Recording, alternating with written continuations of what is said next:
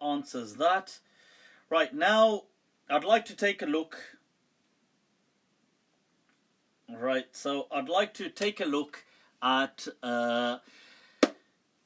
this issue, right, this discussion of Zyra Wasim. Right, Zyra Waseem, people. And why is this important? Zaira Wasim is a award-winning Bollywood actress, young, I think just 18. Starred in major movies like Dangal, I think Secret Superstar, and I don't know if she starred in any others. But she released a statement, a lengthy statement, that was shared all across social media, where she announces her separation from the Bollywood industry and highlights the reasons for doing so, which is what made this a potential controversy, let's say. She states that it was too damaging to her iman, and she uses the term iman, and her relationship with Allah to remain within Bollywood. She says she did try, but she found herself in such a long struggle and such a consistent battle of the nafs, of muharramat, of prohibited haram acts, and and eventually, and she found, despite having been met with fame, popularity, and a role model status for young people. She's ethnically from Kashmir, Indian Kashmir. So you can imagine Kashmir, which unfortunately, may Allah grant ease to its, the civilians there. They are unfortunately, majority of them are oppressed. Most of them suffer from depression because of the ruthless brutality of the occupying forces. So you can imagine that the people there, the difficulties they're going through in Kashmir. They're an amazing, I think still an amazing people. So, and then amongst them women who are further suffering. So, I mean, men, everybody's suffering, and women are suffering even more, the victims of, on many occasions, rape and things like this, and just other kind of targeting and subjugation within society. So to many women worldwide, young women especially, teenagers especially, and especially Kashmiris, she was a role model. So she dissociates herself from Bollywood, and one of the key factors she highlights is that there was an absolute loss of barakah in her life. Now this has become hot news. Everybody's in that part of the world is then discussing it. What are my thoughts on it? And she's got like 6 kind of pages that she writes. So first of all, I would like to say that, look, any person is entitled to do whatever they like in life. Okay, it is their life, it is their choice. Good or bad, we all have to make our own choices in life. Okay, so that's just to clarify that I wouldn't be anybody to question anybody on their choices. I mean, I could give my perception, my evaluation, what I might do if I was in their position, or what I think they ought to, but their choice is theirs. That's a given, okay? Just to clarify that point. Another point I'd like to highlight is that I think it's very brave as well, coming out and stating religion as a factor, and stating these things is not easy.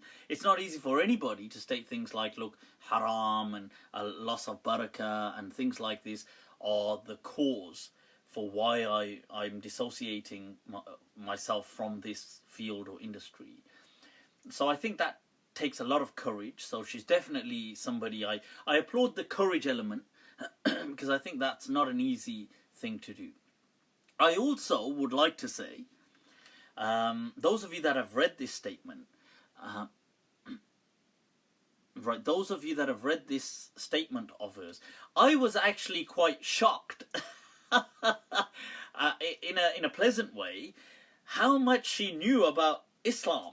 Like, I don't mean I don't mean to be disparaging, but I was shocked how much Quran she was quoting.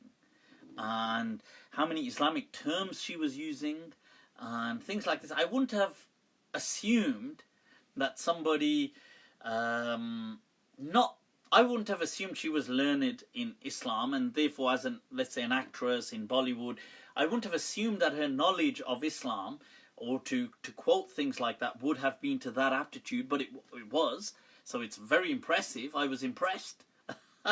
Impress ho gaye yaar.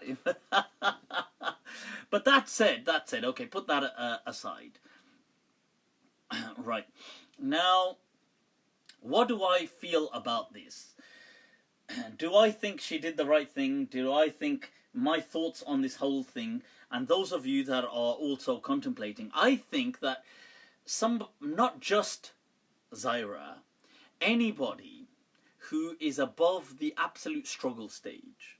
So in life, if you take Maslow's hierarchy, you're struggling to make a living, you're struggling to survive. Many people in the world are just struggling to do that. Somebody asked, who are we talking about?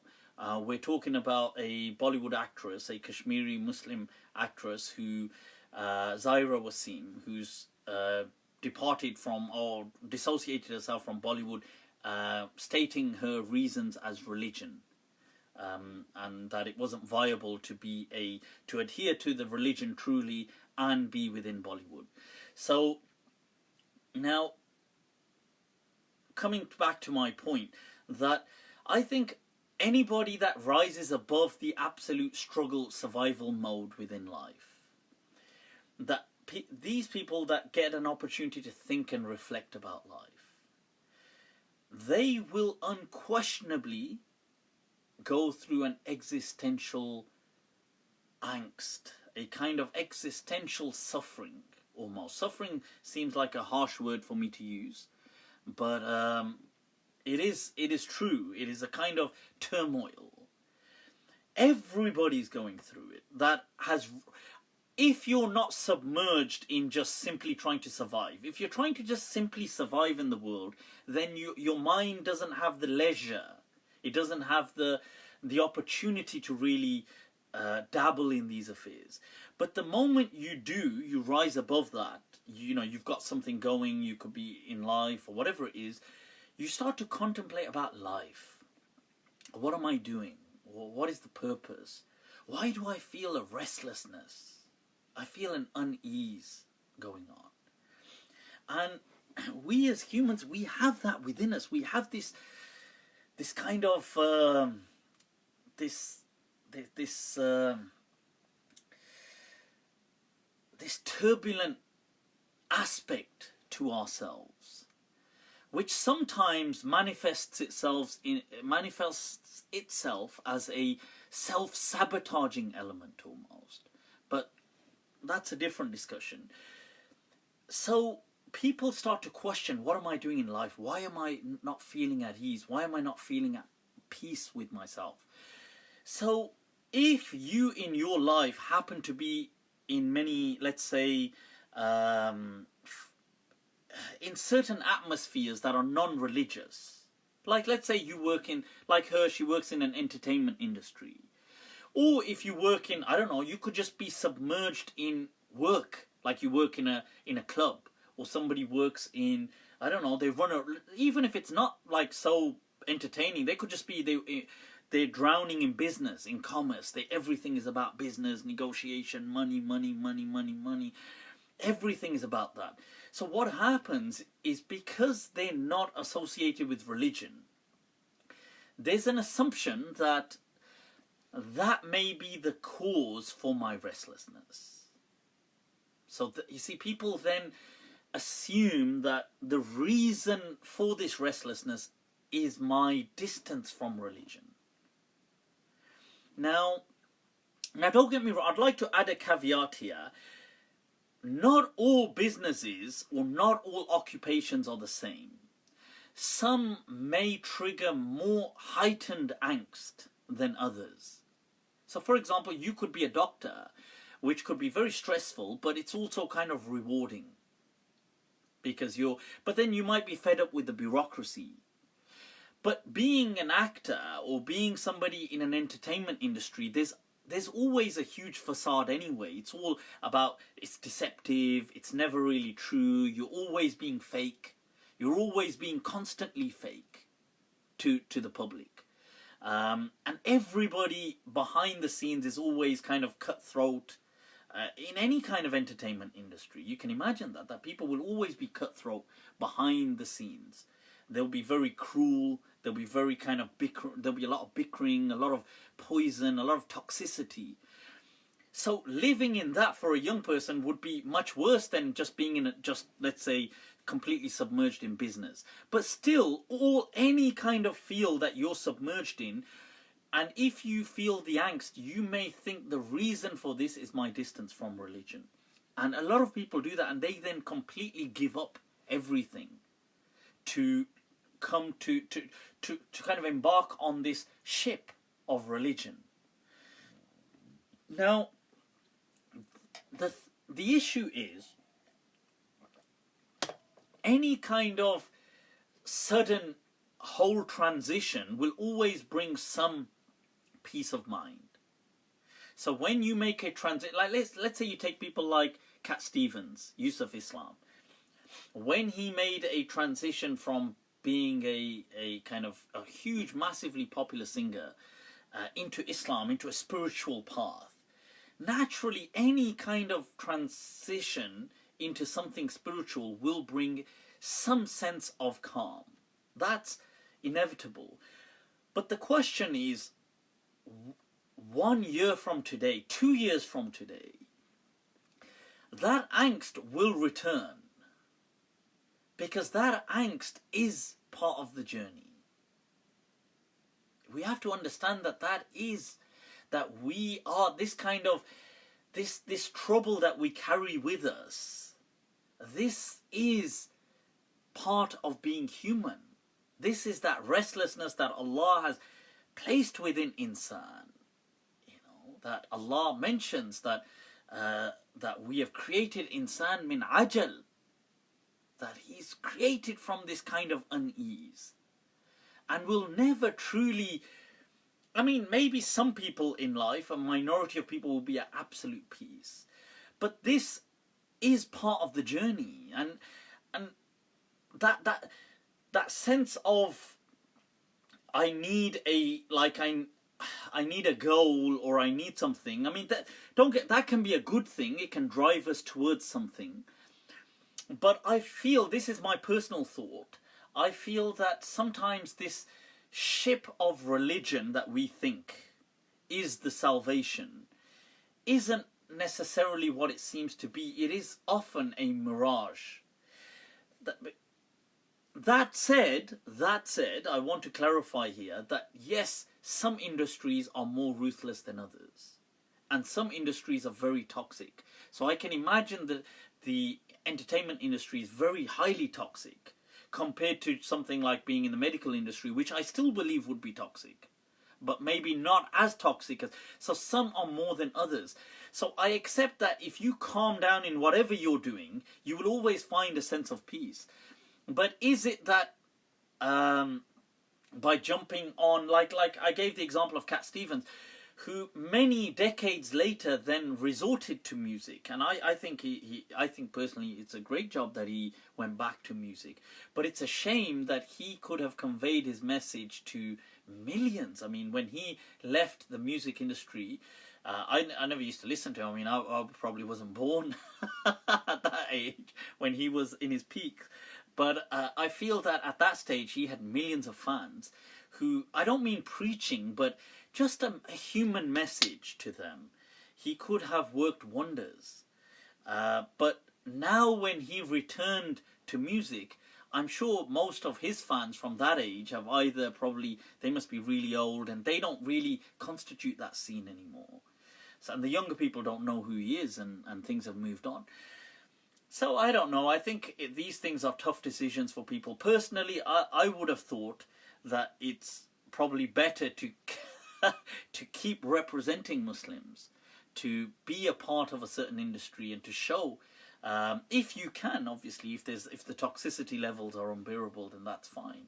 But I would feel, because there are many Muslim actors in Bollywood, and India is becoming, unfortunately, increasingly divided and furiously fundamental with its hate crimes towards Muslims. May Allah grant ease to all Muslims. I mean, I personally think India is a great country.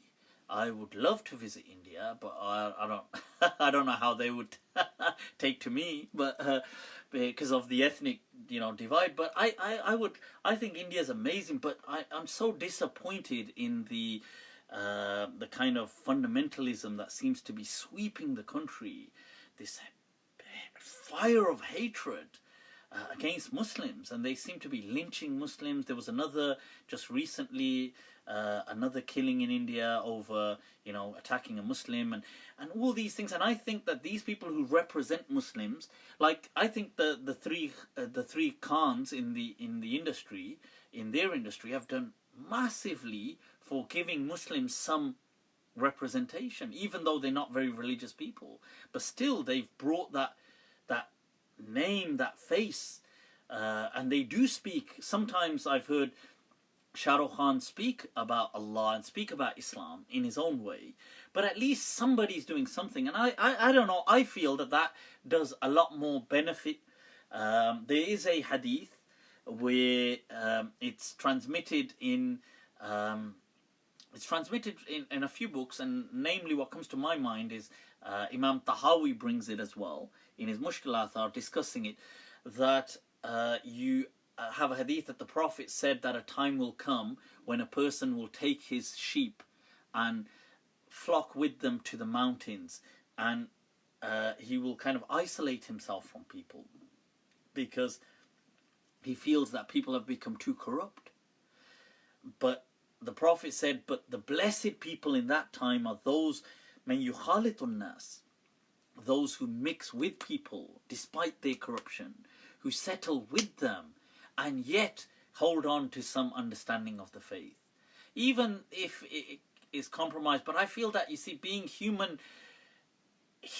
we are human by our social connection, and that that you may not be a Muslim, and you may be, this person may be a Christian, this person may be Jewish, this person may be a Hindu, this person may be an atheist, that I'm a Muslim, that we can coexist, that I can express this understanding of Allah to them, show them this journey that I think many people have struggled and failed. And this is what I feel was the true only message of Islam, was to show people that God, which you think is an impersonal God, is actually a personal God, and to bridge that gap.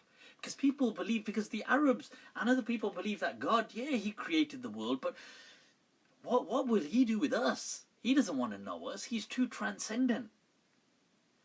But bridging that divide between the impersonal to the personal, that Allah, he is Arhamur Rahimin with you, that he is, that bringing him back into our lives.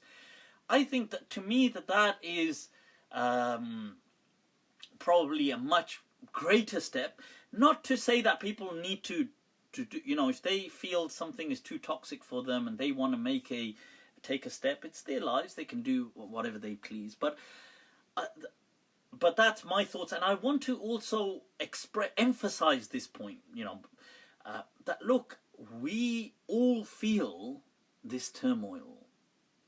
It's like I was responding to somebody messaging me from Kashmir actually today on this issue, and I mentioned this line of Ghalib, that this restlessness, bekhudi besabab nahi Ghalib, kuch to hai jiski pardadari hai, that this restlessness is not without any reason, Ghalib, that there is something that we're onto, that this is a cover for, a veneer, that insan, we have this within us. And I think that this, and coming back to what I said earlier on, I think sometimes this restlessness that we have, it can lead to a sabotaging kind of a side to us as well. And this, what some Muslims will, in Muslim culture, that they will divide between the nafs, stemming from the Quran, quoting Yusuf alayhi salam, وَمَا أُبَرِّئُ نَفْسِي. I don't justify or claim innocence for myself, for my nafs. إِنَّ النَّفْسَ لَأَمَّارَةٌ بِالسُّوءِ. That the nafs is something that will just always drag me down. It will make me kind of sabotage things. So you have, even if you look at psychology, people like Freud looking at the id, the ego, and the superego, dividing these things into that kind of nafs, that same sabotaging kind of culture, something that drives you. And in psychoanalysis, Freud spoke of what is come to be known as the death principle and the pleasure principle. So the pleasure principle is what drives us, and the death principle, it's this restlessness that we have. And the irony is that the restlessness will only stop once we're dead. It doesn't, see, that's the irony. So it's that, hence it was kind of termed the death principle. It kind of drives people to there. And we see that in other cultures, even that have then made gods out of this. Like if you look at Hinduism, the trio that they have, the main, Brahma, Vishnu and Shiva, that you will see that the creating God, the God that puts something into existence, Vishnu, the one who preserves, but then Shiva, the destruction, like the sabotaging. Because you can see how humans have projected this feeling out there onto things that, and you've got the line of Ghalib where he says,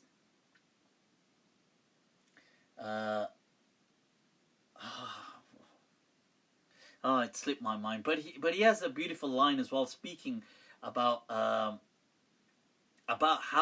up until that, as long as a person has life, he will always have this kind of struggle, this gham. Okay, now we may think that, look, once I have this, it will all go away, but it will still be there. Some people think, oh, once I find the perfect partner, then my life will be beautiful and it'll be amazing.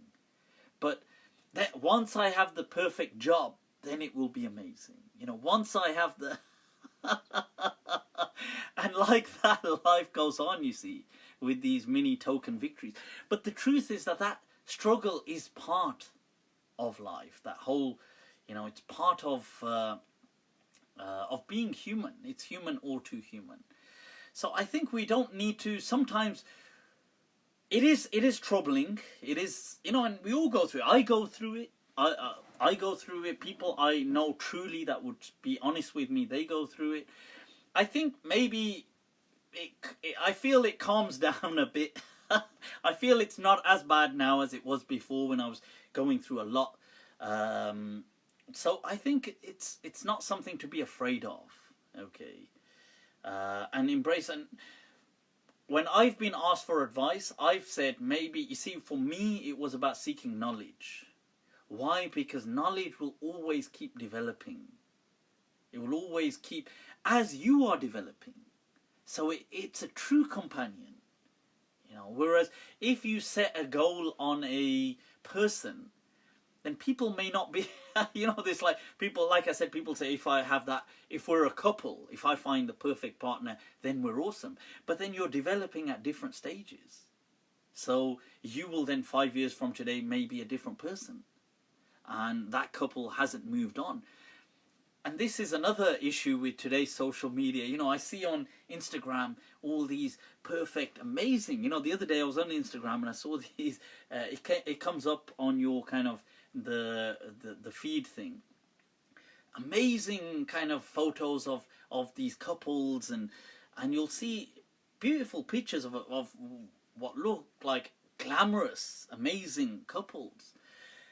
And the issue is that really this kind of a lifestyle, the problem with it is it's always fake. And I don't mean that they don't have, I hope that all these couples do have, love and affection.